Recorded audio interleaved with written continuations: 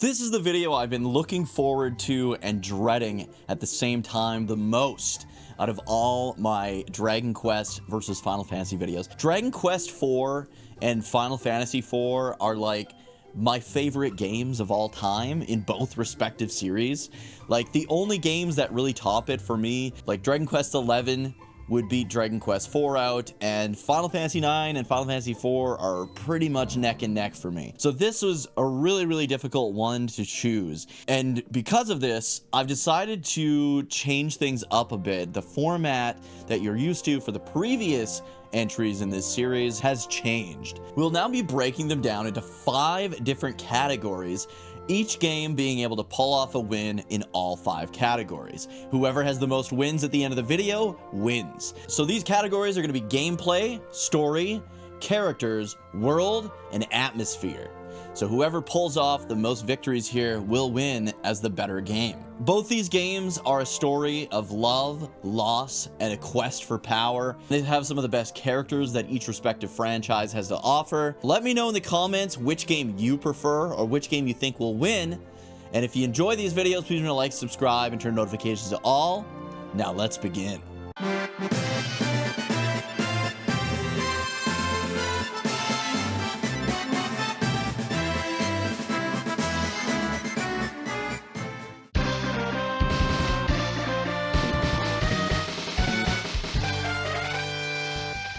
Starting with Dragon Quest IV that came out way back on the NES or the Famicom in Japan. This game is definitely at a bit of a disadvantage here because it came out a few years before Final Fantasy IV did on the Super Nintendo. So it's a console generation ahead, and it came out years ahead of Final Fantasy IV. But despite that, Dragon Quest IV has some excellent gameplay. It's your standard affair when it comes to turn-based combat, but in the final chapter, this is the first game in the series that adds like a bit of an AI component to it. In Dragon Quest IV, you can set each individual character's fighting style. So if you want them to show no mercy, it means you want them to go all out, use all their MP, do as much damage as possible, no matter the cost. And then there's, of course, don't use MP, which is do the best you can without using any MP. And then there's fight wisely, which is kind of the best of all worlds. They're going to be healing, they're going to be dealing damage, but they're not going to needlessly waste any MP. They're going to conserve it to the best of their ability. There's a number of different tactical options for the party as a whole, as well as individually. And this was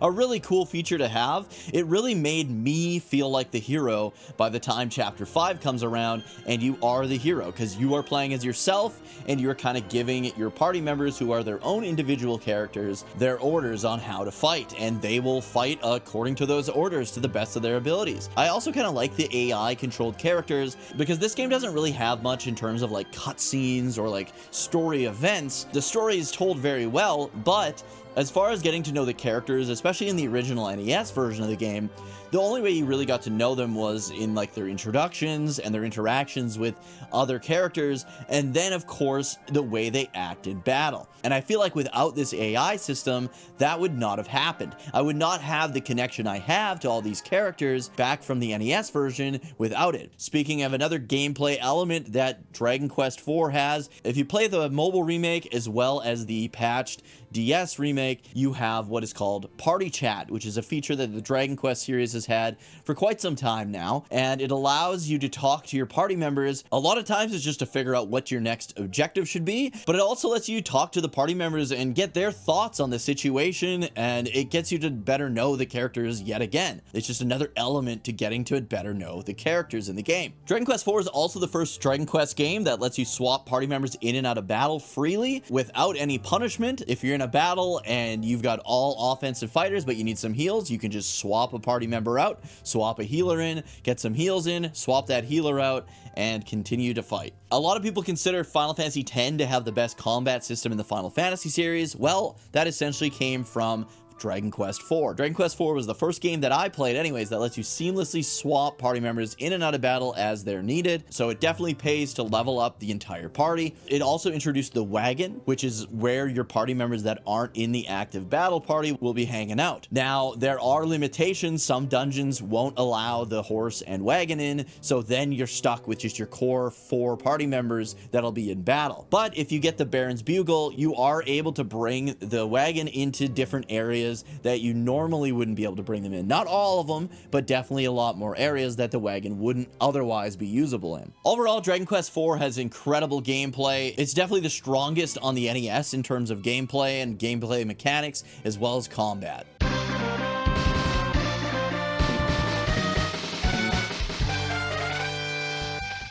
When it comes to Final Fantasy IV, it definitely has a bit of an edge in terms of certain gameplay aspects. Like, for example, there's tons of different vehicles you can use to traverse the world. You've got like a hovercraft, you've got a multitude of different airships, one that even takes you to space, which is pretty damn cool. As far as the battle goes, this is the game in the Final Fantasy franchise that introduces the active time battle system. What that is it's still a turn-based combat system, but you have to wait your turn, and you're not going to choose all your character's actions on each turn. Each character has their own time bar, and once that time bar fills up, that's when they'll be able to attack. This is kind of nice in some ways because you can strategize around which characters are quicker, when you're going to want to time certain spells like heals, and in the case of Kain, you can kind of time when to jump and deal damage and when he's going to land in order to avoid taking damage and surviving some of the harder encounters. There's also a ton of different skills and abilities, but I'll get into that more when I'm talking about the characters themselves. But you do have like a ninja that can throw things. You've got, of course, your healers. You've got the dragoon who can jump. These are all great gameplay elements. There are a small number of side quests in Final Fantasy IV, and they're all quite enjoyable. They're all short and sweet. None of them are painful. They always end up giving you some great rewards in the end and are definitely worth doing. Both games have incredible gameplay, but the winner in terms of gameplay is...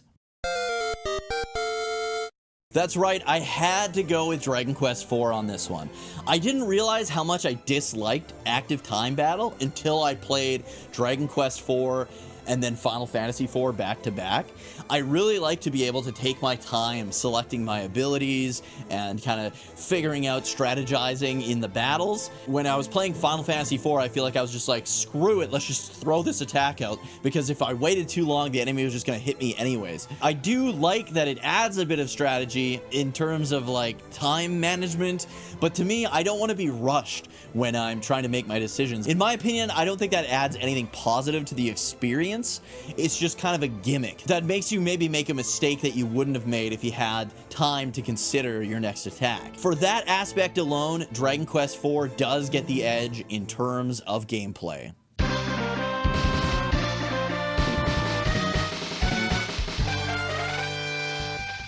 Now, as I mentioned at the start of this video, both games have an incredible story. I love the story in both of these games. But starting off with Dragon Quest IV, the story is almost more so about the villain, but there's also 5 distinct stories told in 5 separate chapters that all come together in the end. You see, in Dragon Quest IV, there's of course the legend of a hero that is going to save the day someday. And the villain Sorrow knows that the hero is the only one who can kind of overthrow his plans. Sorrow also is a character who is really, really well written, and we will get into that more so when it comes to the character side of things. Sorrow's story is that of someone who's an outcast from society with demonic powers. And the only person he ever was able to befriend was an elf named Rose, or Rosa, who was being attacked by humans. You see, elves cry ruby tears, so the humans would do everything they could to make her cry.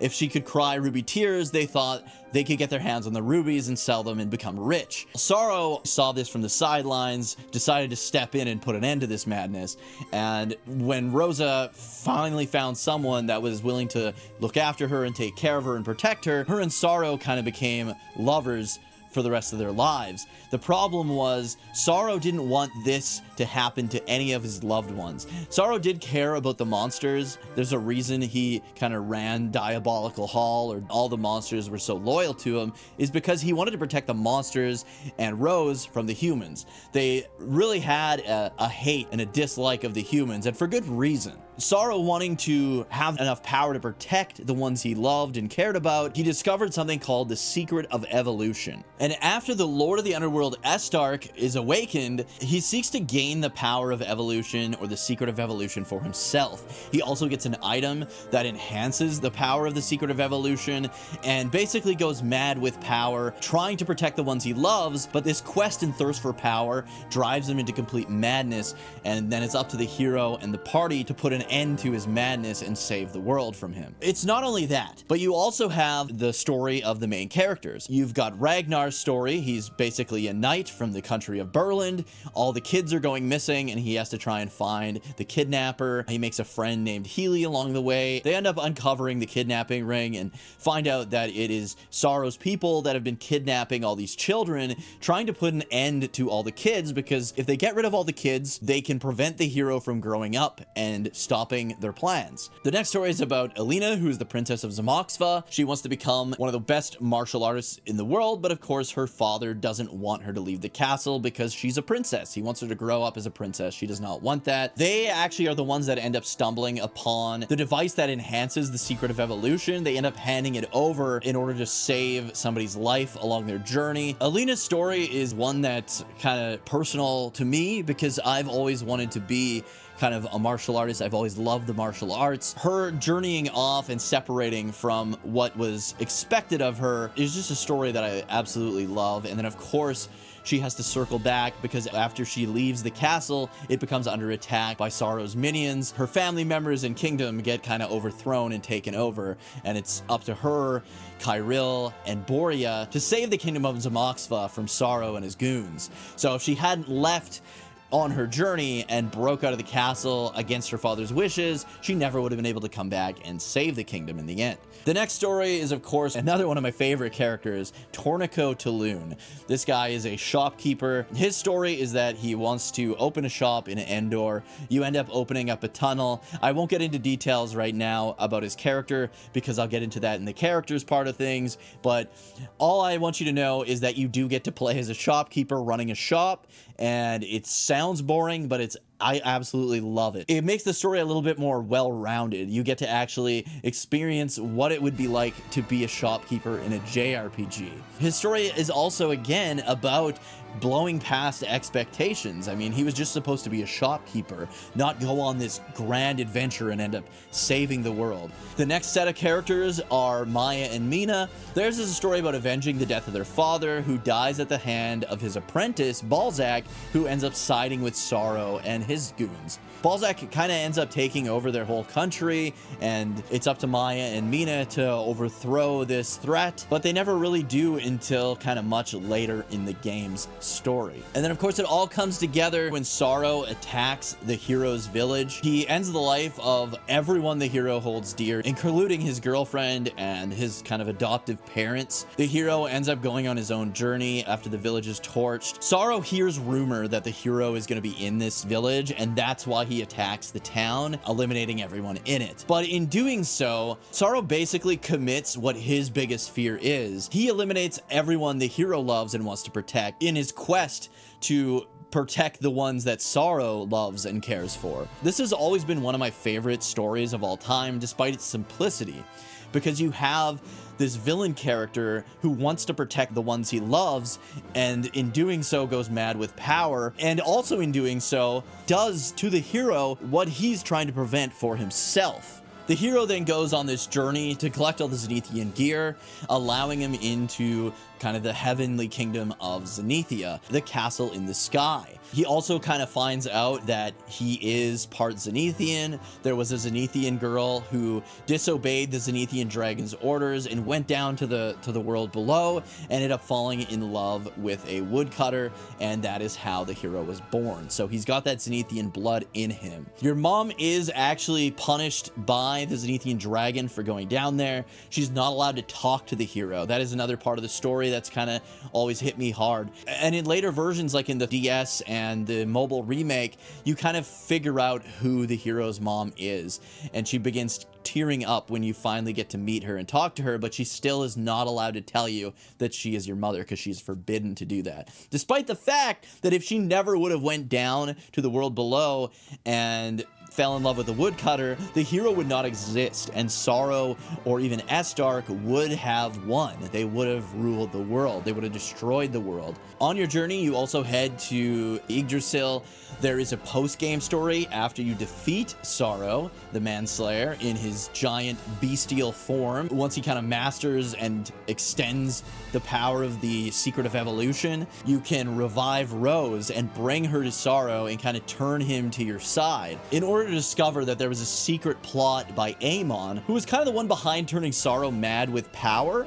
He wanted Sorrow to go mad with power so that the hero would defeat him, and then Amon would take the secret of evolution and become the most powerful being in the world. He wanted that power for himself, so he kind of throws Sorrow under the bus. And then the whole 6th chapter, which is added in the remake, is about the hero, the chosen, and Sorrow all teaming up to overthrow Amon. And of course, unfortunately, there's a lot of grinding involved, dealing with Chow Mein and Fu Yong, these two chicken-themed villains that you constantly have to fight to get all of Sorrow's best gear. But all in all, the journey to reach the Kingdom of Zenithia, the journey of discovery for the hero, discovering his background, saving multiple different kingdoms along the way, multiple different countries, experiencing all those countries' stories, experiencing the story of the hero, experiencing Sorrow's story, and then eventually Sorrow even clearing his name and getting revenge against Amon, who kind of set him up to all this, is something that is one of my favorite stories of all time.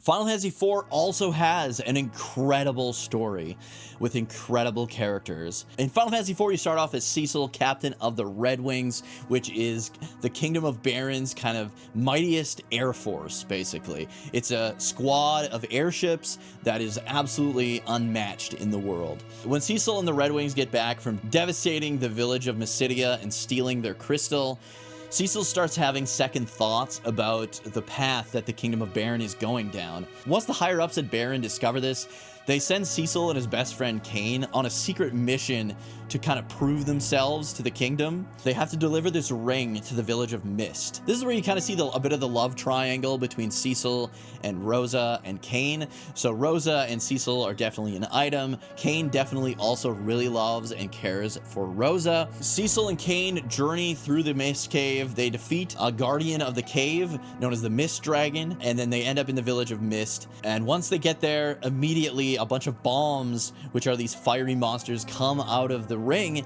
and burn the village to the ground, destroying everyone and everything in it. You then meet up with a little girl named Rydia. You find out that when you defeated the Mist Dragon, you ended the life of her mother. Feeling bad for her, Cecil finally snaps and is like, you know, we can't be doing this, man. He kind of tries to talk to Rydia and explain that they didn't have any intentions of doing what they did.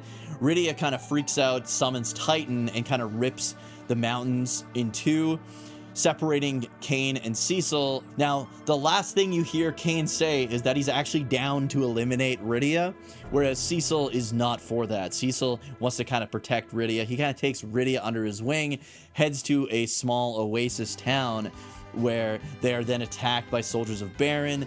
Rydia sees him taking that effort to protect her from the soldiers and captain of Baron.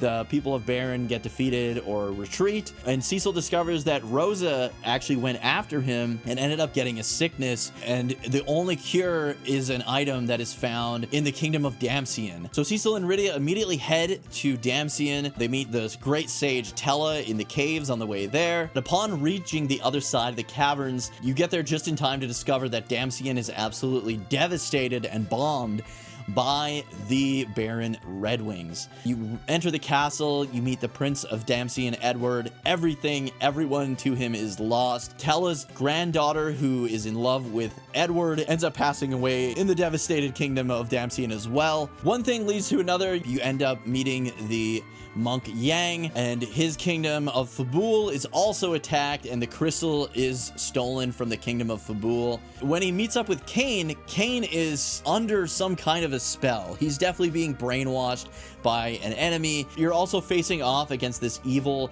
like, black mage Darth Vader known as Golbez, who at this point is the one that's kind of ruling Baron and kind of controlling Kain and running all the events behind the scenes. He's the one that's really pushing to get all these crystals. Basically, the Kingdom of Baron is going around and trying to get their hands on all the 4 elemental crystals. At this point, you don't know why, but eventually you learn that it is to get to the moon. After getting a ship, you set sail, and the Great Leviathan attacks the ship. All the characters are split up. You don't know who might be alive, who might be dead, and Cecil washes up in the village of Mysidia, the very village that he devastated at the beginning of the game. Everyone here absolutely hates his guts, rightfully so. Cecil wants to prove to them that he's not the man that he once was. He wants to change his ways, and he wants to prove that to them. There's the legend of a great holy knight who can save the world if they can climb to the top and complete the trials at Mount Ordeals. So Cecil is partnered up with a young white mage and a young black mage to get to the top of Mount Ordeals and complete this task. On the way, he faces off against one of the 4 fiends, and then he reaches the summit and hears this mysterious voice. And after hearing this mysterious voice, he ends up getting this holy sword, which grants him the job class change into a paladin. He is no longer a dark knight, he is now a holy knight, a paladin. But in order to remain a paladin, he must defeat the darkness that resided inside of him. That leads to like a full battle, but he doesn't so much defeat it as much as he does confronts it. He faces his darkness, but kind of has to acknowledge that this darkness was a part of him. He can't just run away from the darkness. He has to accept that that was a part of his past before he can move forward and become a full-fledged paladin. And then he eventually heads back to Baron, kind of reuniting with all his friends. The black and white mage end up sacrificing themselves by petrifying themselves after you guys defeat the Fiend of Water. The walls in the castle are caving in on you, and the only way to stop them is for Palom and Porum to petrify themselves and stop the walls from caving in on you. So you make like a hasty escape. Before leaving Baron, you party up with Sid, the guy that made the airships. You end up being able to kind of like blow the top off a volcano, and you go into what's known as the Underworld, who also has its own set of crystals. You try to help the Dwarf Kingdom protect their crystals, but it's no use. Kain and Golbez end up getting their hands on those crystals as well. Down there, you end up discovering what's called the Tower of Babel. This place is kind of the means for Golbez to get to the moon. Hela also gives up his life attempting to defeat Golbez with the power of Meteor, which is this mystical spell from the past that can sometimes take one's life source in order to cast. It's supposed to be the most powerful spell known to man. He casts it, Golbez survives, Tela does not. The power needed to cast it is too much, and it takes Tela's life, unfortunately. Golbez just constantly keeps beating the party down and winning over and over again. You do get Kain back in your party. You end up back in the overworld and recruiting Edge, who's this ninja prince whose kingdom has also been destroyed by Golbez and the gang. But by going into Edge's kingdom, you can kind of sneak your way into the Tower of Babel. In there is where you fight the Fire Fiend, of course, and that is Rubicon. This guy's got honor. Obviously, Edge absolutely hates him because this is the guy that ended his family. He ended the entire ninja kingdom. So Edge sees it as his responsibility to take on Rubicon. And Rubicon is like the only fiend that is in a complete D-bag. He actually like heals you before battle because he wants a fair fight. He wants to prove that he's strong enough to defeat you guys on his own. He doesn't have to go to dirty tricks like the other fiends did. Also, once you get Kain back in the party, you face off against the Fiend of Wind. You end up awakening the Lunar Whale, which is kind of like an ancient airship that also doubles as a spaceship. You go to the moon, you meet a man named Fusoya who talks about a race called the Lunarians. The Lunarians are the people that live on the moon. They are in deep hibernation until the technology and the world that Baron and Fabul and all these countries down on the main world, once their civilization has advanced to what the Lunarians were, the Lunarians are supposed to kind of wake up and they can all live in harmony. But it turns out that some Lunarians woke up early, one of them being this guy named Zemus, who used his powers to brainwash Golbez. It turns out Golbez is actually Cecil's brother. He was Cecil's brother this whole time. Cecil's father was the voice that Cecil heard in Mount Ordeals, and it's up to Cecil to kind of break the spell on his brother. Fusoya is of course the Lunarian as well. They go back to kind of like the Earth. It's too late. All the crystals have been collected. Zemus has kind of been like powered up. He's ready to lay destruction upon the world. The world ends up getting devastated by the Giant of Babel. You end up shutting down the Giant of Babel, but it's too late. You end up breaking the spell on Kain one last time, but Golbez and Fusoya kind of take it upon themselves. They head back to the moon and they're like, look, This is kind of our problem as Lunarians. Let's solve it. Cecil and the gang decide to follow after them. They don't want to leave it up to them. Cecil, as a Lunarian himself, wants to also help put an end to Zemus and, of course, protect the world. The whole gang joins in with him. They go to the moon. They end up infiltrating Zemus's base, and they get to him, but it's a bit too late. Fusoya and Golbez are facing off against Zemus, and they kind of defeat him, but then he kind of comes back even more powerful as this like entity of pure like hatred of the Lunarians. He easily defeats everyone, but then the hopes and prayers of everyone kind of on the earth revive the party and give them the ability to fight back against Zeromus. And it's one of the most epic final boss fights of all time. Not as epic as the one in Dragon Quest IV. Dragon Quest IV, the final showdown with Necrosorrow in his final form, is one of the, if not the best final boss fight sequence of all time, in my opinion. But the Zeromus fight is right up there. It is so epic. It is a very difficult boss fight, and it's so rewarding when you finally defeat Zeromus. So yeah, the story in Final Fantasy IV is absolutely incredible. It is really, really well told. There's a lot going on here, and it's one of the best stories in JRPG history. But is it enough to beat and surpass Dragon Quest IV's story? It's time to find out who is the winner in terms of story. I had to give the edge here to Final Fantasy IV. It definitely has an advantage with it being a Super Famicom or Super NES game and being released much later than Dragon Quest IV. But the story in Final Fantasy IV just kind of grabs you by the balls immediately at the start of the story and just drags you through it. The pacing is absolutely perfect. There's really no stopping. There are opportunities to go and do those side quests like I mentioned in the gameplay segment of this video. The story is very, very well told. There's a lot of ups and downs. There's characters passing away. There's characters rejoining the party. And you're just constantly being driven to continue the story because you want to see what's going to happen next. It always seems kind of like hopeless, but there's always a smidge of hope for the party. And I think that's what I love about Final Fantasy IV story. It's also a story of kind of jealousy and rivalry between Cecil and Kain. Kain is easily corrupted by this jealousy of Cecil because Kain decided to become a Dragoon instead of a Dark Knight, and the Dark Knights kind of hold a higher place in the hierarchy of Baron, which allows him to become commander or captain of the Red Wings. And Kain feels like it's him living up to his family lineage as a Dragoon that's kind of also holding him back. He feels like Rosa maybe would have fallen in love with him if he would have gone down a different route. It's his more easily corruptible mind that kind of leads to all these events happening. There's also the tragedy of Golbez and Cecil, two brothers from this lineage of Lunarians facing off against each other throughout pretty much the entirety of the game. There's the conflict of Cecil not wanting to fight his brother any longer once he realizes that they're family, but then there's also this conflict of he's seen all that Golbez has done, and it's really hard for him to kind of open up to Golbez and accept him as his brother until kind of the very end of the game. The storytelling is really, really well done in both games, but like I said, I had to give the edge to Final Fantasy IV on this one.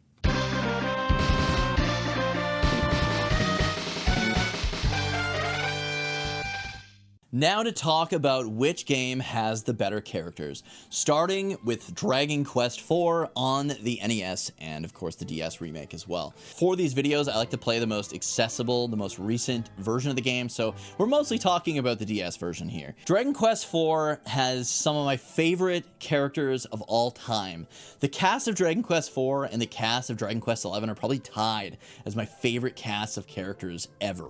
You've got Alina, the martial artist princess. She is raised to be just like another piece of royalty. She was just supposed to have this boring life as a princess, but she wanted so much more. She wanted to prove her strength. She wanted to prove her martial arts prowess in the Endor tournament. And so she literally kicks the wall out of her bedroom and escapes the castle to go on this journey. You also learn how she wants to protect people. She's also joined by her best friend and guy who has a total crush on her, Captain of the Guards, Kyril. Kyril is a kind of holy knight. He's kind of the paladin, I guess, the cleric class of this game. He's got your healing spells, but clerics in Dragon Quest are also very great offensive attackers. He uses spears, he uses tons of great weapons. He's got the odd offensive magic as well. He's got the defeat or whack or thwack spells, which are instant death spells. Alina does not have any ability other than attack, but she makes up for it by critting almost all the time by the end of the game. You also get a weapon called the Falcon Knife Earrings, which allows her to attack twice per turn, which makes her an absolute freaking unit. I love Alina. I love her curiosity. I love her quest to prove herself. She's constantly on like this journey, even after she wins the tournament. She's kind of like Goku from Dragon Ball. She just wants to fight the strongest and prove that she can be the strongest. I love that about her. I love her ambition.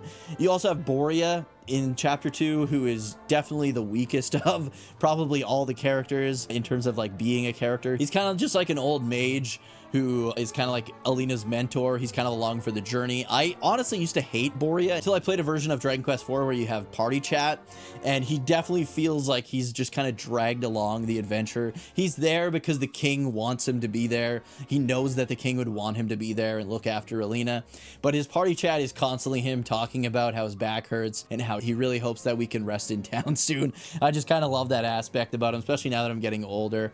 Ragnar's the first character you encounter. He is the Knight of Burland. At heart, he's an absolute softie, but he stands for ultimate justice. There's nothing that gets past this guy. He's not the strongest in terms of like character. He's not the best character in the game, in my opinion. He is the strongest character though, in terms of dealing damage, other than Alina, I would say. He could be very tanky, but as a character, he just stands for justice. He's definitely like the lawful good of the group. Torneko is another one of my favorite characters of all time. Torneko Taloon, the merchant. He is a family man through and through.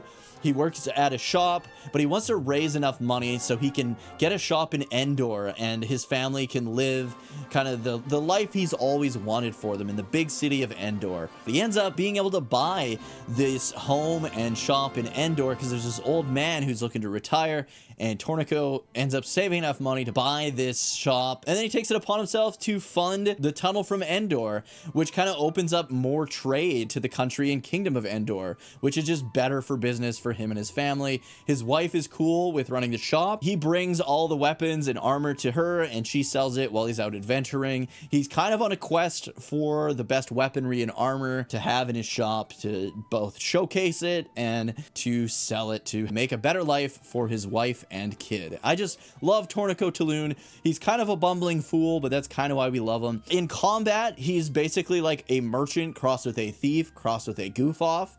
So he's got thief abilities, he's got merchant abilities, and then of course he kind of does whatever the hell he wants in battle, and it's absolutely hilarious. I always use him in my final party. A lot of people hate Torneko because of this, but he will do whatever he wants, be it twiddling his thumbs, be it telling bad jokes, be it tripping and falling, but sometimes falling on the enemy and dealing critical damage. I absolutely love Torneko. He's always making my battles more interesting, and he is one of my favorite characters of all time. The next two characters, Maya and Mina, I'm not a huge fan of, honestly. Maya is kind of a mage. She uses two fans. She's also a dancer. She has the ability to transform into a dragon, which is pretty badass, but you have to have her at a pretty high level in order to do that. She also has a gambling addiction. She is constantly in the casino. Maya and Mina are trying to like save up money to be able to avenge their father, but Maya is always getting them into trouble, owing debts and such. Mina is her sister. She is a fortune teller. She uses tarot cards as her weaponry. She can use other things as weapons as well, but she's also a healer. So Maya's kind of a mage. She can use offensive magic. She can learn like the bang and boom spells, which are kind of some of the best spells in the Dragon Quest franchise, whereas Mina has mostly healing spells, but also has whoosh and swoosh magic. Not a big fan of these two. Like, I don't dislike them by any means, but they are not my favorite characters. I do appreciate their story and how they're kind of out for revenge against the guy who killed their father. The hero, of course, he is a half Zenithian, descended from this legendary kingdom in the sky. He's on a journey to defeat not only the Lord of the Underworld, Estar, he's trying to save the world from Sorrow and Sorrow's kind of plans. He goes on this journey, meets all these great characters, they all team up, he saves some of the characters from their own doom, and then they join his party, or he helps them on a task, they join up with him. They're all kind of looking for the hero, and then when they come across the hero, they're like, oh shit, you're the guy we've been looking for. They know that they needed to find the hero in order to stop the world from basically being destroyed and ended. So when they finally find the hero, they help him in every way. This is why their group is called the Chosen. They are the chosen ones to help aid the hero in his journey. And then, of course, there's Sorrow, who I talked about in the story part of things as well. Sorrow's story is a story of compassion, somebody that was cast aside by both the demon world and the human world, but found a common bond with Rose, who is constantly being harassed by the humans. And he names her after the town that took him in, the town of Rosehill, which is where no humans are allowed. There's monsters, there's dwarves, and there's now an elf, Rosa, living there. But he keeps Rosa kind of locked away in a tower, which Rose doesn't really appreciate. And then once she finds out that Sorrow is kind of going mad with power, she asks you guys to defeat Sorrow if he gets out of control and to kind of rein him in a bit. But once the hero and gang defeat Estark, the Lord of the Underworld, Sorrow is told that the humans have killed Rose, and that's what makes him really go mad with power and become the monster that he becomes at the end of the game. Of course, you find out that it's Amon that actually ordered the death of Rose, pushing Sorrow over this edge. And then once Sorrow learns of this, then it's on, man. All that rage and power is then turned towards Amon, and he joins the party and kind of redeems himself in that aspect as well. Like I said, the characters in Dragon Quest IV are some of my favorite characters of all time. They're right up there with the cast from Dragon Quest XI as my favorite cast of characters of all time.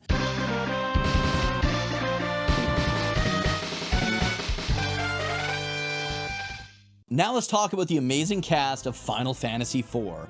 Final Fantasy IV has the Dark Knight Cecil, who wants to distance himself from his troubled past. He wants to change his life around. He doesn't want to be the person he was before. He sees the way things are going, and he wants to change things for the better. Not for just himself, but for the people he cares about as well, and even the Kingdom of Baron.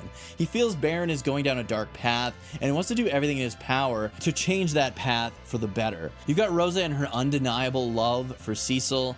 She will do anything for this man, and I absolutely love her for it. She's also a great archer. She's a great white mage. You've got Kain, who is kind of tied as my favorite in this game with Cecil. Kain has that whole dark background of kind of feeling let down, feeling like maybe he went down the wrong path in choosing to be a dragoon, but also he wanted to live up to the family reputation. He wanted to continue the family business, if you will, in being a dragoon. He wanted to live up to what his father would have wanted him to be, a powerful dragoon. But because he chose the path of the dragoon, he really sees Cecil as his superior and feels inferior, and that kind of feeling is what lets him be controlled in the end by Golbez or Zemus. And then at the end of the game, Kain is the only character that doesn't really have a happy ending. He kind of just leaves everyone and goes to Mount Ordeals to kind of atone for his sins, and says he can't face anyone until he has kind of atoned for what he has done and can come back as a better person, and the person that he believes that is owed to the world. I love his ending. Anyone who's played Final Fantasy IV The After Years, Kain has the absolute best story in that game as well. Of course, there's Yang, the martial artist. He's the monk. He uses claws. He is a huge asset to the Kingdom of Fabul. I absolutely love his wife, who helps you revive him by conking him on the head with her frying pan. His wife is an absolute beast. You've got Tella, the great sage, who's kind of a disappointment, to be completely honest. Tella is like supposed to be this legendary great sage, and I get it, it's his old age. that holds him back. Like, the game, I feel, intentionally makes him not as powerful as he's supposed to be because he's at the end of his life. He's a super old dude. The legends of this great sage Tella are definitely true, but they are now in the past. Palom and Porom, I've never really liked. They are a black mage and a white mage. They're little kids from the kingdom of Mysidia. I just generally am not a fan of magic use, especially black magic. I'm more of a physical attacker kind of guy. Their characters aren't very good either. The boy, I can never tell them apart. The boy is just kind of a snot-nosed brat. Edward, nobody really likes Edward. Edward's the spoony bard. He is a bard. He is very useless. He is afraid of enemies. He will literally go and hide behind other characters in battle. He's very useless in battle. His singing can kind of heal you a little bit, but for the most part, Edward kind of sucks ass. And then, of course, you've got Edge, who is a ninja. He's kind of a glass cannon. I remembered really liking Edge back in the day, but in this replay through of the Pixel Remaster, he kind of sucks. Like, he is too glassy of a glass cannon. But it turns out if you just use ranged weapons, like, you can get like boomerangs, and if you put him in the back party and use boomerangs, he's actually not that bad. He's actually pretty damn good because you get more defense in the back party. That's another part of the gameplay that I did like about Final Fantasy IV over Dragon Quest IV, but in the end, of course, that active time battle just frustrated the hell out of me. And the fact that you do get Yang and other party members back in your party, and you could be able to switch them out. Like Sid, for example, comes back, but you don't have that feature that you do in Dragon Quest IV, so it kind of piddles on the gameplay when it comes to that. Which cast of characters do I think is better? I think you know the answer, but let's find out. When it comes to the best cast of characters, Dragon Quest IV is just so hard to beat. It had to win here. I absolutely love pretty much the entire cast here. Maya and Mina are like not my favorites by any means, but everyone else really is. Like, I just love all the characters in this game. There's so much variety in the characters, in their origins, what they're fighting for, who they are, and I just love it, man. It's everything from a 16-year-old princess who wants to be a martial arts champion, all the way up to like a 40-year-old shopkeeper who just wants to give his family the best life they can have. I really like their personality, their charm, and I just feel that they fit the story so well as well. Not to say Final Fantasy IV doesn't have a good party. I would put Kain and Cecil on par with the Dragon Quest IV party, but the rest of the party in Final Fantasy IV just doesn't match up to the quality that I feel the cast of characters in Dragon Quest IV has. And that's why I choose Dragon Quest IV as having the better characters.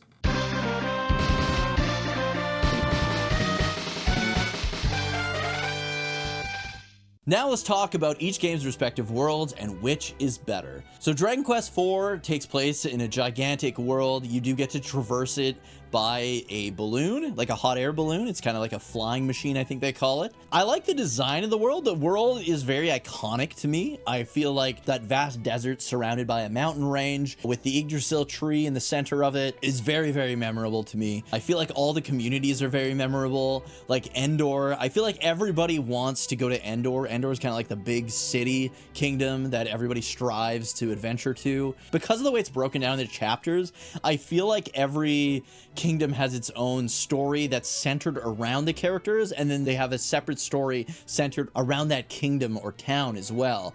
So I really like that aspect of it as well. It leads to some really good storytelling. The way that parts of the world are also like cut off gives the world some depth, some lore in its storytelling as well. There's a lot of like story mechanisms that lead to being able to traverse the world a bit more. Of course, you've got the kingdom of Zenithia up in the sky, which is just absolutely amazing. It's like a legend that you hear of throughout the game, and then you finally are able to reach it. You've got the demon world as well, which is kind of like a third plane, and you get to experience what the demon world is like. There's 4 kind of like castles in the demon world that you got to thwart and overthrow in order to break down the barrier to get to Sorrow's castle. I really like the world in Dragon Quest IV. It's a really, really well fleshed out world. The main world is this giant open world with tons of lore, tons of adventures, and it's just a fun world to explore with a ton of different variety in terms of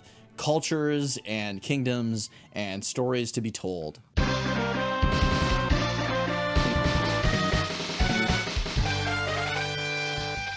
Final Fantasy IV also has a really good world. The world itself, again, is quite iconic. The way you slowly progress to getting different vehicles to traverse it, from like the hovercraft to the chocobo to the black chocobo who can fly between forests, to all the different variety of airship that lets you traverse this magnificent world and even get down into the underworld. That's why I love these games, man. You're exploring multiple different worlds and they're just so comparable, and I just love both games so much. I feel like the underworld here has a lot more depth than it does in Dragon Quest IV, because you've got like this world of lava, you've got the kingdom of the dwarves, there's different towns in the underworld here. You can go to the land of the summons, which is almost another world in and of itself, where Rydia grows up to be the most powerful summoner who's basically ever existed. The land of the summons also has like its own lore, like time goes much quicker in the land of the summons. It's kind of like a hyperbolic time chamber kind of thing, where Rydia goes in there as a little girl and she comes out as a much more powerful young adult. There's also the Sylphid Cave. There's tons to do in the underworld, and then of course there's also the moon, which also has tons of lore. I feel like there's a lot of lore in the world of Final Fantasy IV. It may not have the diversity that Dragon Quest IV has, but it's got the Tower of Babel, it's got the Dwarf Kingdom with their tanks versus the Baron Red Wings and their airships. It's got the Monk Kingdom of Fabul. It's got the Desert Kingdom of Damcian that you don't really learn a lot about because it gets destroyed almost immediately. There's a lot of variety here as well, a lot of different ways to traverse this world, and it's a really good, well done world. Which one takes the cake? It had to be Final Fantasy IV. I love Dragon Quest IV's world. It's one of my favorites, but Final Fantasy IV had such a good world, man. The lore in this world is like, it just makes you want to learn more. As much as I'm constantly reading books in both, I constantly want to know more and more about the world in Final Fantasy IV. And not just world, but worlds. You've got the main world, you've got the underworld, you've got the moon. The moon even has its own race of people, the Lunarians. You get to explore all three of these worlds, plus the land of the summons.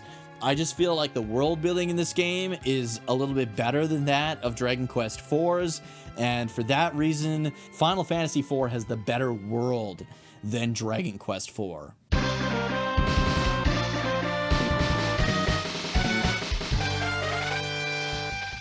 Now let's talk about the atmosphere of these games, starting with Dragon Quest IV. Dragon Quest IV covers a multitude of different atmospheres. You've got like the doom and gloom of these kids getting kidnapped in Burland. You've got Tornico wanting to make the best life for his family, which has a ton of great atmosphere. You've got that small town atmosphere at the beginning of his story, and then you've got that hustle and bustle of the city at the end, and that kind of family atmosphere as well. In Alina's chapter, you're driven to want to prove yourself. You've got that atmosphere of ambition. In Maya and Mina's story, you've got this atmosphere again of kind of like doom and gloom, of Balzac offing their father and kind of taking control of their entire kind of continent, really. It's up to them to overthrow it. And it's very distressing, especially when you get to the Mammon Mine and see the devastation of the Mammon Mine. There's like gas coming out. That's also where Estark awakens, and the people there are just dying left, right, and center due to the energy there and the poison fog coming out from the Mammon Mine that was shut down. It was once like a bustling community that is absolutely destroyed because of the events of the game's story, and it does a really good job conveying that atmosphere as well. And then of course when you go to Zenithia, it's got like this crazy atmosphere. Everyone's kind of got like this holier than thou. They really make you feel like you're in a place where you're not really welcome, but they need you, and they do a really good job of that. Even the Zenithian dragon, despite like helping you out and doing everything he can to help you, and he knows that it's on you guys, you are the ones that can save the world, you're the world's only hope, but they still have this atmosphere of being better than you and kind of like belittling you while also like talking you up, if that makes sense. And I feel like it does a really good job of conveying that. And then when you get to Sorrow's castle and you end up facing off against Necro Sorrow, or Sorrow in his final kind of battle, that has probably one of the best atmospheres in video gaming, period. I just remember as a little kid facing off against him, and in the original NES version, it's all complete darkness.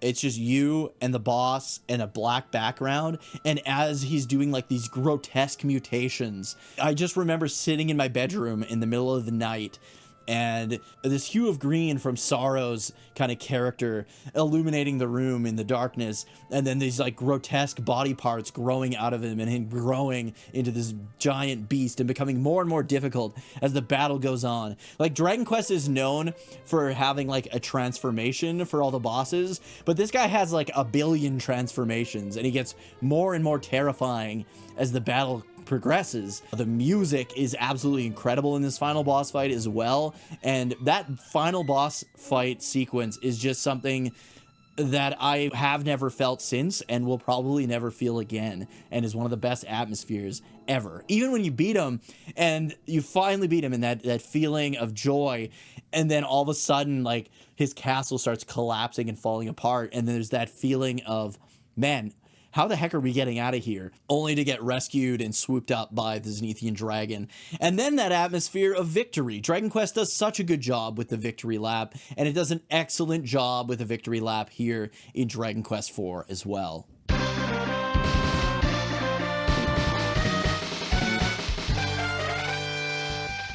Final Fantasy IV also has a really good atmosphere. You've got like the bustling towns and communities, and then of course you've got the devastated towns like Damcian. You've got the drive of constantly pushing forward, to see what's going to happen next, but also you really do want to stop Golbez. It conveys an atmosphere of dread and doom because you're constantly kind of losing in Final Fantasy IV. Like, Golbez is winning almost the entire time up until the very end, and only then is there a bit of a light at the end of the tunnel that you can kind of capitalize and win. It does have a lot of good atmosphere, but I would say if there is one category that Final Fantasy IV does lack a little bit in, it is atmosphere. Like, there is a good amount of atmosphere, but compared to Dragon Quest IV, it doesn't really hold a candle to it, in my opinion.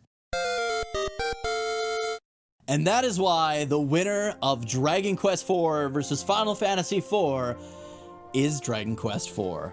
That's right, Dragon Quest IV is one of my favorite games of all time. It was my childhood growing up on the NES, and I absolutely love this game so much, but I feel that same love for Final Fantasy IV. It was really hard for me to choose a winner this time, and that's why I had to create these categories. So moving forward, we will be using these categories. Maybe the categories will change, but we're going to be using categories because when games get this close, you have to break it down piece by piece to find out which one you like more. And this was the only way for me to choose between Final Fantasy IV and Dragon Quest IV. And like I said, these games are neck and neck for me. They are both absolutely phenomenal games. The best both franchises have to offer. Like, I'm talking like top 2 games in both of their franchises. I absolutely love them so much. I hope you guys enjoyed this video.